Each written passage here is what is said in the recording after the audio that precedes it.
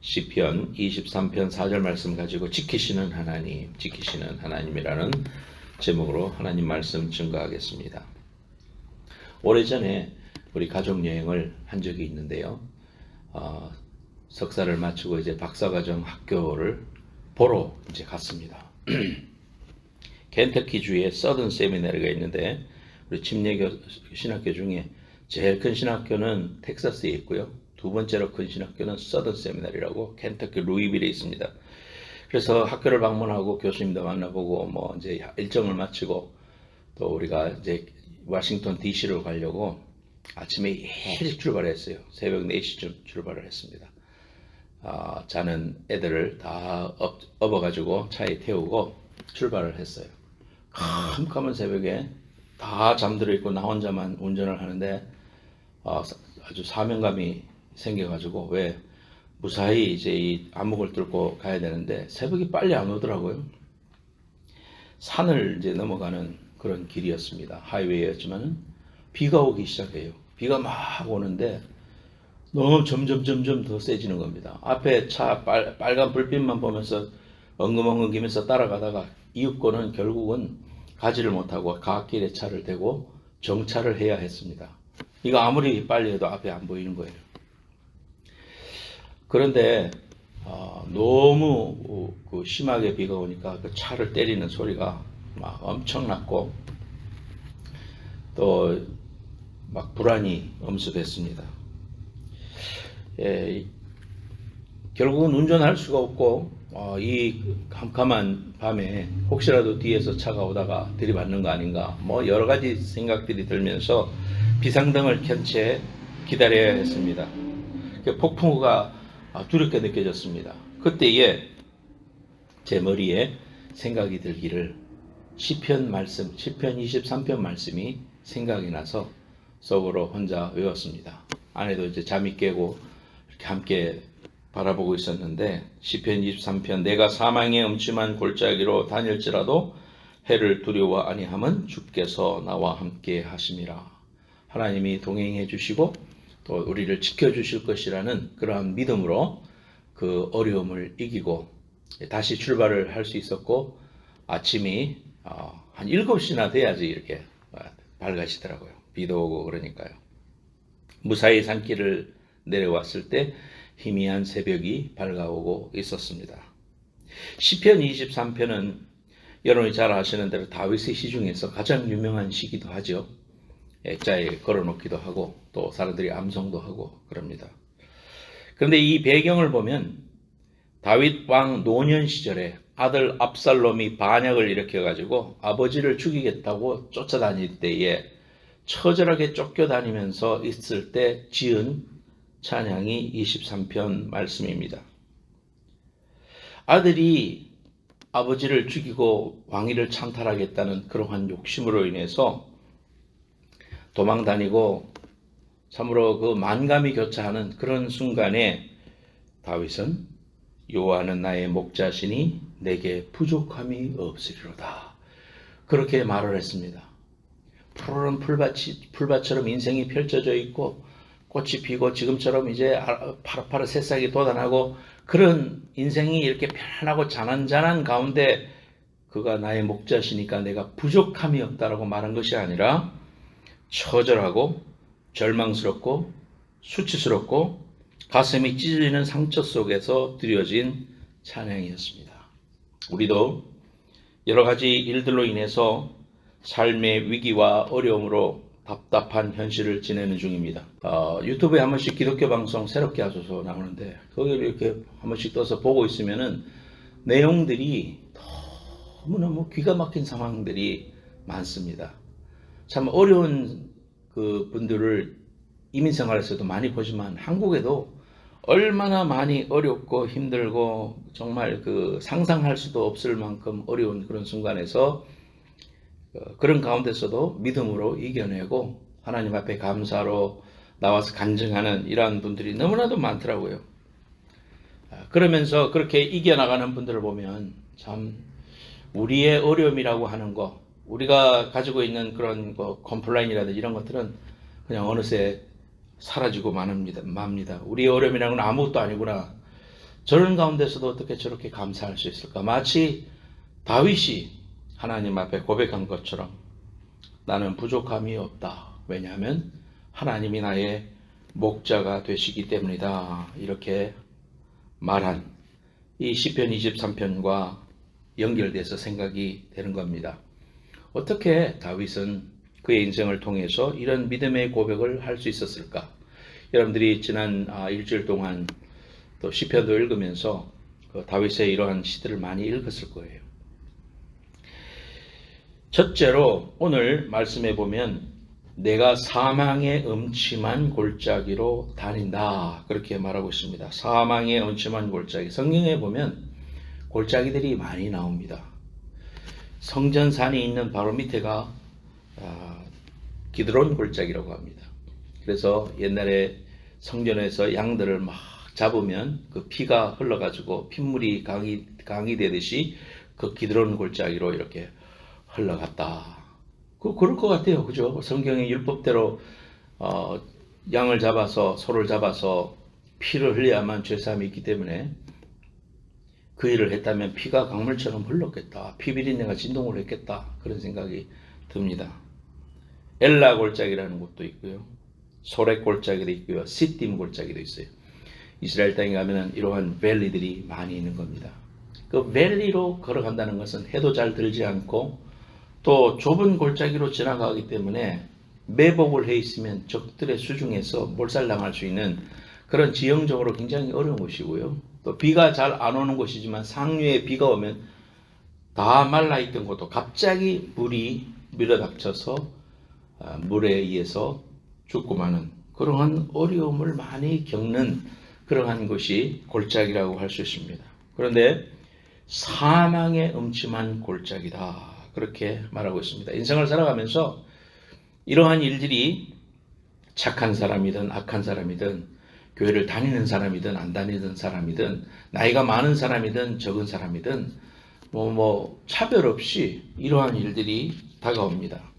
그래서 이러한 어려움들이 우리에게 수없이 지나가지만 우리가 모르고 그렇게 지나가는 거예요. 여러분들이 여기까지 오늘 운전해 오면서도 여러분은 알지 못하지만 수없이 죽음의 위협과 그러한 그 음침한 사망의 골짜기 같은 그러한 순간들을 수없이 만납니다.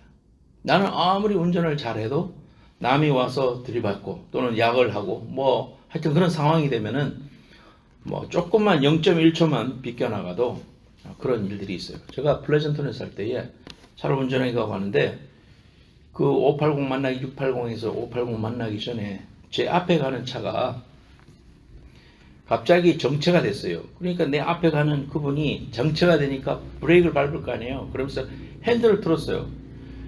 그러니까 이게 그 SUV였는데 앞에 가는 차가 휙 트니까 차가 영화처럼 굴르는 거야. 탕 하면서 막 계속 굴러는 내 눈앞에서 벌어지고 있어요. 그러더니 옆으로 가가지고 갓길에서 이렇게 뒹굴뒹굴 굴르다가 똑바로 서가지고 다행히 똑바로 서서 차가 멈췄어요. 그러면서 그걸 보면서 나는 탄력에서 나는 그냥 지나갔는데 백미러로 보니까 차들이 가스를 보는데 그 탔는 여자분이 목을 막 그렇게 만지면서 고통스러워 하더라고요. 그러니까 앞에 그런 일이 있으면 같이 박든지 아니면 그냥 브레이크를 밟아서 똑바로 가야 되는데 사람이 당황하니까 틀으니까 정말 그냥 영화처럼 돌더라고요. 참 이러한 일들이 우리 인생 속에서 많습니다. 참 이러한 우리가 살아있는 게 기적이다. 우리가 숨 쉬는 것이 축복이고 우리가 이 땅에 존재하는 것이 얼마나 큰 기적 속에 사는가.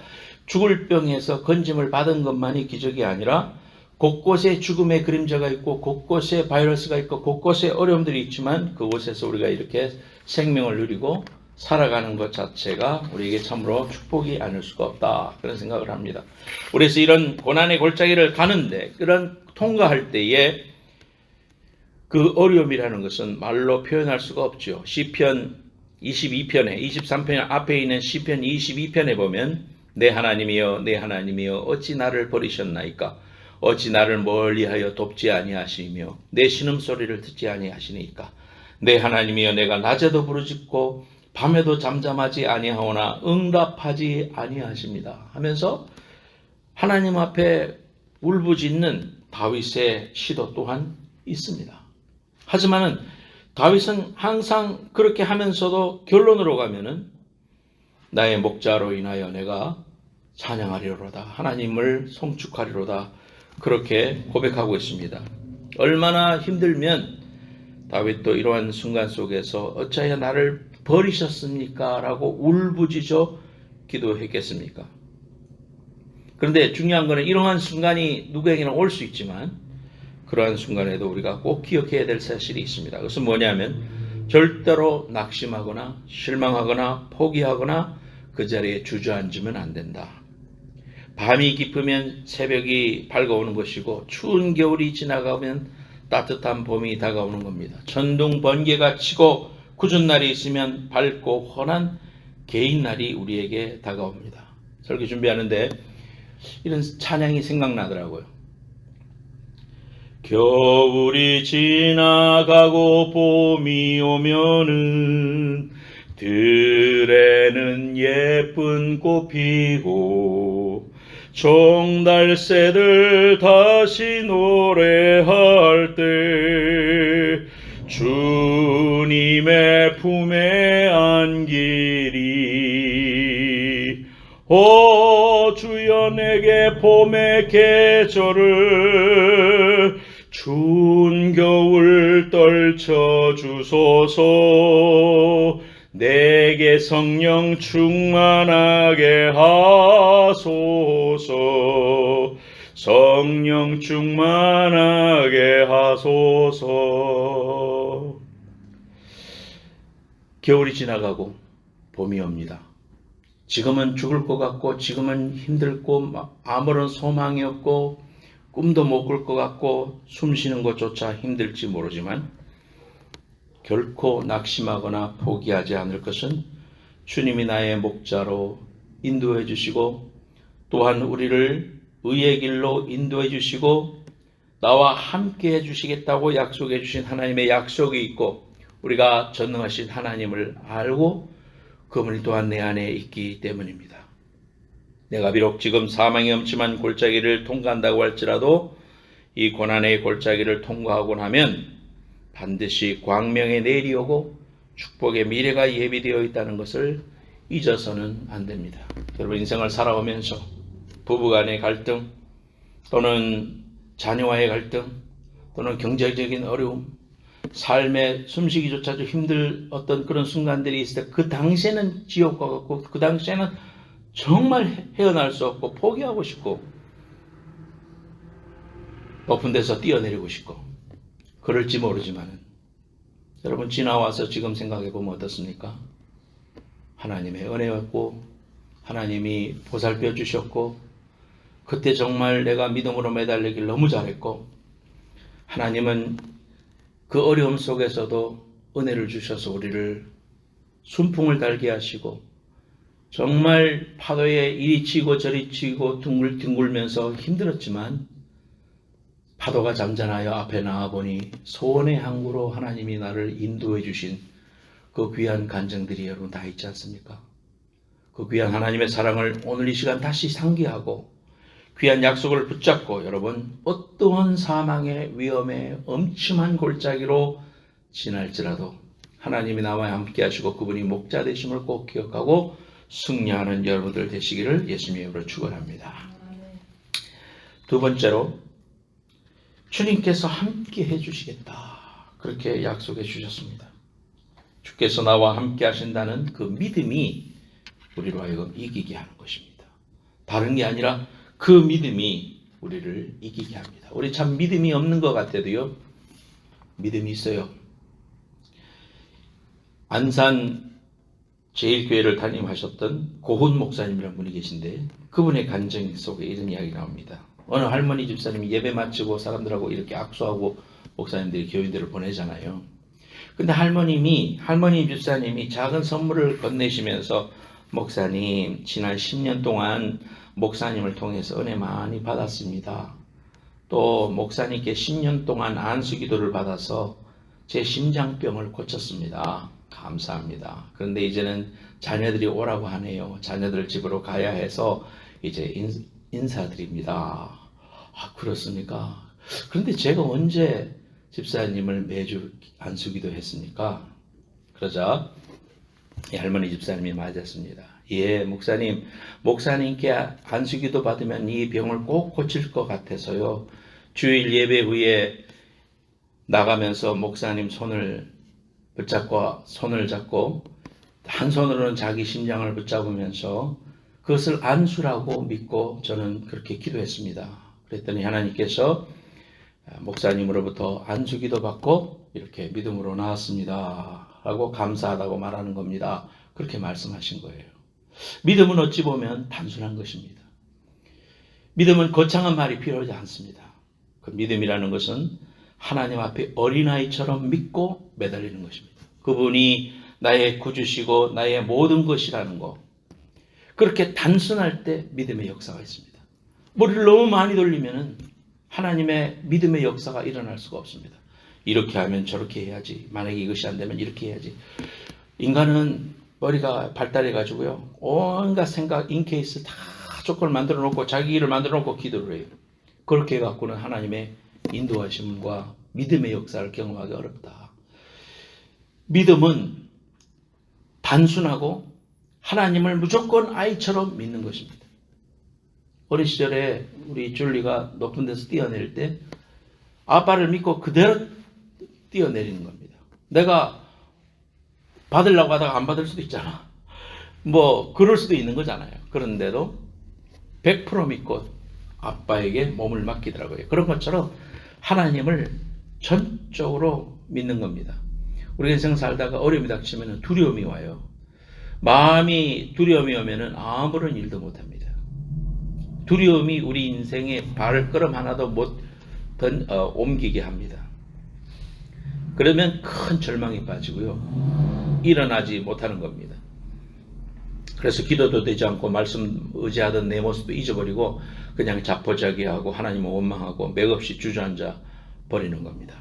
그럴 때 우리는 하나님이 나와 함께 하시고 나를 통하여 하나님이 오늘도 같이 가고 있다는 것, 하나님을 항상 24시간 바라보는, 하나님과 항상 대화하는 이러한 믿음의 훈련을 통해 가지고 하나님이 그 절망의 자리에서도 나와 함께하고 계시지, 내 신음과 한숨 속에도 하나님은 다 들으시지, 하나님이 내가 아버지 할 때 반드시 들으시지, 이러한 믿음, 주님만 바라보는 믿음, 이러한 믿음으로 여러분 어떤 순간에도 나를 지키시고 인도해 주시는 그 하나님의 손을 붙잡는 여러분들 되시기를 예수님의 이름으로 축복합니다.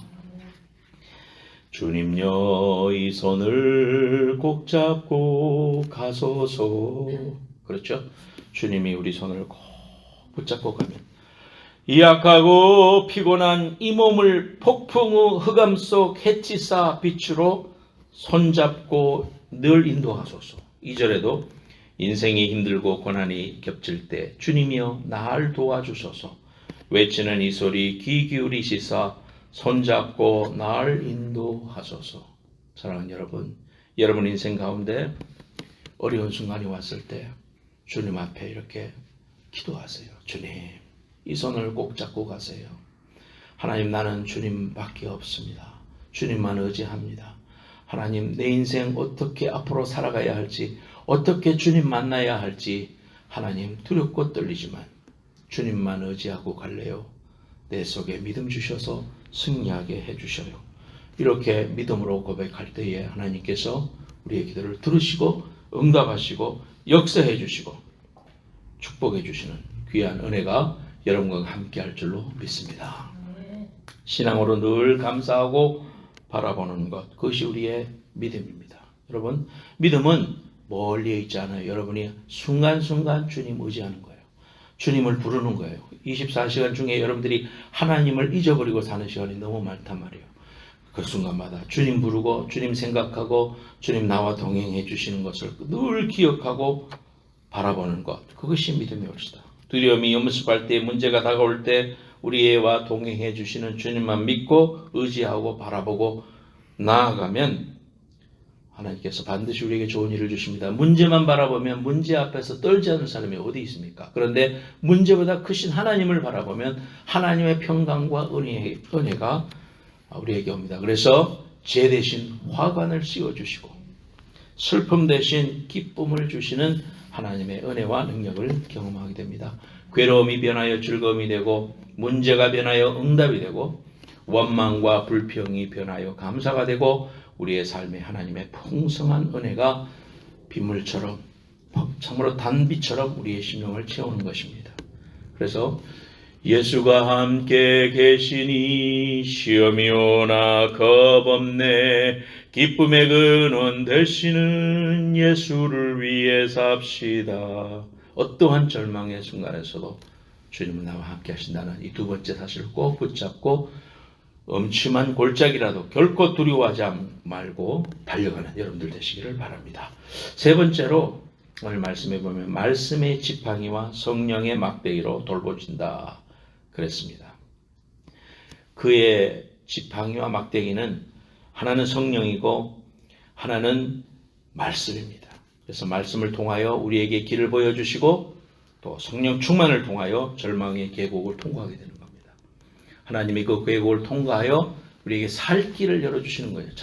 절망의 골짜기에서 그냥 끝나는 게 아니라 그것을 통하여 하나님의 귀한 은혜를 경험하게 됩니다. 우리의 영생이 언제 발달했습니까? 언제 우리가 믿음이 자라났습니까?